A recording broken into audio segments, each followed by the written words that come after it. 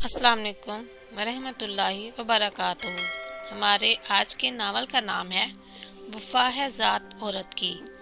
आज मैं आपको इसकी आखिरी किस्त का पार्ट 1 सुनाऊंगी। अगर वीडियो पसंद आए कमेंट सेक्शन में अपनी राय का इजहार ज़रूर कीजिएगा। अगर चैनल पर नए हैं तो चैनल को सब्सक्राइब करें, वीडियो को ज़्यादा से ज़्यादा लाइक और शेयर करें। तो सुनते हैं आखिरी किस्त का पार्ट 1। मास्टर सलीम ने डॉक्टर को बुलाने में देर नहीं लगाई थी। डॉक्टर आया और मेडिसिन देकर चला गया। मगरिब की अजान में चंद मिनट रहते होंगे जब मास्टर सलीम ने अपने घर के दरवाजे पर किसी गाड़ी को रुकते महसूस किया।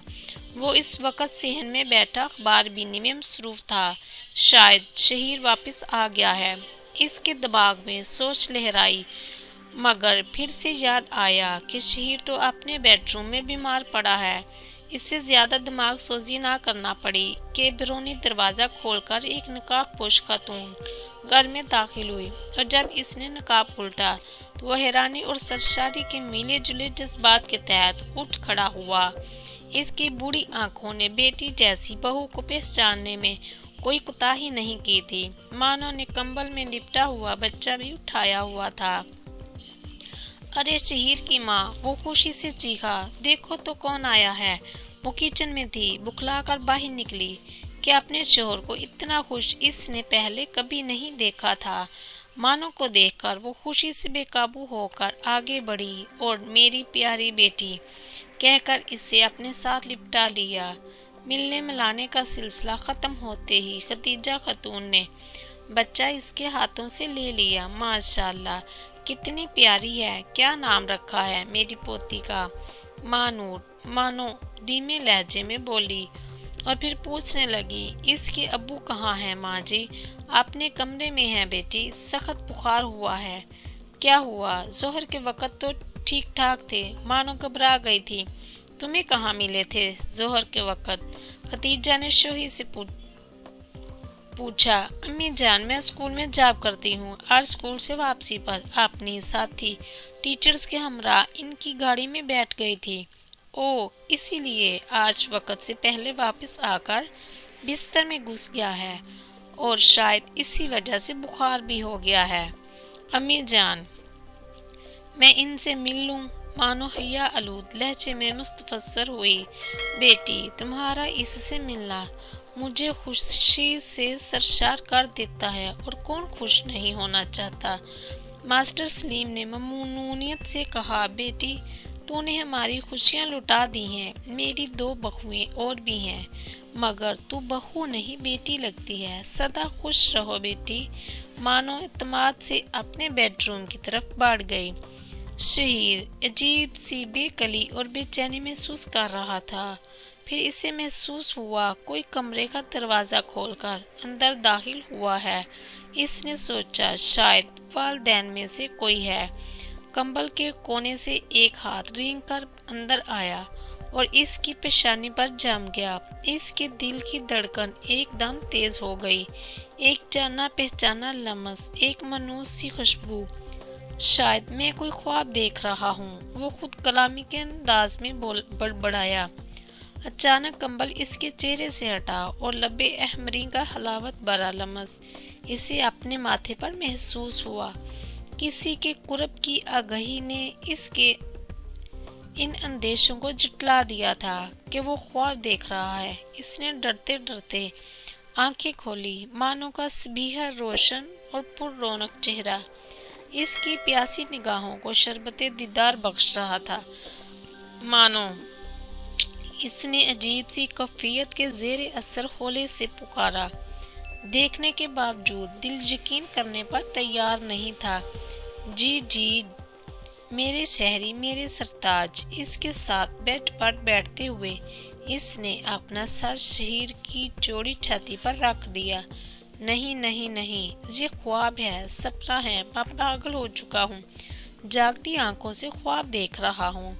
ये शायद इसकी उठपटांग गुफ्तगू जारी रहती, मगर मानो को इसके होंठ बंद करने का तरीका आता था। शहीर के बाजुओं ने मानो के जिस्म के गिर्द हल्का बनाया और वो रो दिया। وہ خوشی کے آنسو تھے، اپنے گناہوں کا اعتراف تھا یا کسی شکوے کا اظہار، اسے کچھ پتہ نہیں تھا۔ نہیں میری جان، نہیں، میں آ گئی ہوں، تمہاری مانو، تمہاری بلی، تمہاری گڑیا، تمہاری ننھی پری۔ اب کاہے کا غم، اب کس بات کا رونا؟ اتنی دیر بھی تو نے خود کرائی ہے، ایک ہلکی سی آواز تو دیتے، تمہاری کنیز چشمے برا تھی، بھاگ کر تمہارے پاس آ جاتی۔ کس منہ سے آواز دیتا، کن الفاظ سے پکارتا؟ میرا گناہ معاف کرنے کے قابل تو نہیں تھا، میں نے تو سارے وعدے، ساری قسمیں توڑ دی تھی، میری چاہت، وفا، محبت کے سارے دعوے تو ریت کی دیوار ثابت ہوئے تھے۔ پھر میں کیسے حوصلہ کرتا؟ جسے ایک بار دھوکہ دیا ہو وہ کیسے مجھ پر اعتبار کرتی؟ نہیں مانو، نہیں، میں نے بہت ظلم کیا تھا، بہت بڑی زیادتی کا مرتکب ہوا تھا، ایک جرم عظیم مجھ سے سرزد ہوا تھا۔ تو نے کچھ بھی نہیں کہا، سمجھے نہ؟ مانو نے آنکھیں نکالی، وہ شہیر کی نفسیات سے اچھی طرح واقف تھی، جانتی تھی کہ اسے کس طرح نارمل کیا جا سکتا ہے۔ اب اگر کوئی ڈائیلاگ بولا تو مجھ سے برا کوئی نہیں ہوگا۔ اور پھر اس سے پہلے کہ شہیر کوئی جواب دیتا، دروازے پر دستک ہوئی اور خدیجہ خاتون کی آواز آئی، مانو بیٹی، گڑیا کو سنبھالو۔ آئی امی جان۔ وہ شہیر سے علیحدہ ہو کر دروازے کی سمت بڑھ گئی۔ وہ بچی کو لے کر لوٹی تو شہیر تکیے سے ٹیک لگا کر بیٹھ گیا تھا، اس کا بخار جانے کہاں غائب ہو گیا تھا۔ تو یہ مانور صاحبہ ہیں۔ مانو کے قریب آتے ہی وہ مسکرایا، تمہیں کیسے پتا چلا؟ مانو بچی کو اس کی گود میں لٹا کر اس کے ساتھ لگ کر بیٹھ گئی تھی، خود تو کہتی تھی کہ بچی ہوئی تو مانور نام رکھوں گی اور بیٹا ہوا تو اویس۔ بچی شیر کے لمس سے سہم کر رونے لگی تھی۔ ارے گڑیا، یہ وہی گندا پاپا تو ہے کہ جس کی باتیں تمہیں ساری رات بتاتی تھی۔ مانو نے یہ سب نارمل انداز میں بچی سے لاڈ کرتے ہوئے کہا، مگر وہ جیسے کٹ کر رہ گیا تھا۔ ان کی وہ رات گزرے 1.5 سال کا احوال سناتے گزری۔ اس وفا شار لڑکی نے اسے یوں معاف کر دیا تھا گویا اس کی کوئی غلطی ہی نہ تھی، نہ کوئی تانا، نہ طنز و تشنیع، نہ گلا شکوہ اور نہ کوئی ہلکی پھلکی باز پرسی۔ اس دن گھر جا کر اس نے والد صاحب کو صرف اتنا بتایا تھا کہ اس کا شوہر سے جھگڑا ہو گیا ہے اور وہ اپنے گھر آ گئی ہے۔ اس کا والد غصے تو بہت ہوا مگر پھر مانو کے سمجھانے بجانے پر خاموش رہا تھا۔ بچی کی پیدائش کے وقت وہ ایک بار پھر آگ بگولا ہوا تھا اور اس نے شہیر سے باز پرس کا اندیہ دیا، مگر پھر مانو کی اس دھمکی پر کہ اگر انہوں نے شہیر سے بات کی تو وہ گھر سے بھاگ جائے گی۔ اس دھمکی نے انہیں خاموش رہنے پر مجبور کر دیا تھا۔ بچی کی پیدائش کے بعد مانو کو والد کی وساطت سے بطور ٹیچر ایک پرائیویٹ اسکول میں نوکری مل گئی تھی۔ اسکول جوائن کیے اسے دوسرا ماہ تھا کہ آج شہیر کو ٹیکسی ڈرائیور کے روپ میں دیکھ کر اسے سخت دھچکا لگا۔ پھر شکیل بھائی سے فون پر استفسار کرنے پر اسے شہیر کے سارے حالات معلوم ہوئے تھے اور اس کے بعد اس نے واپسی میں دیر نہیں لگائی تھی۔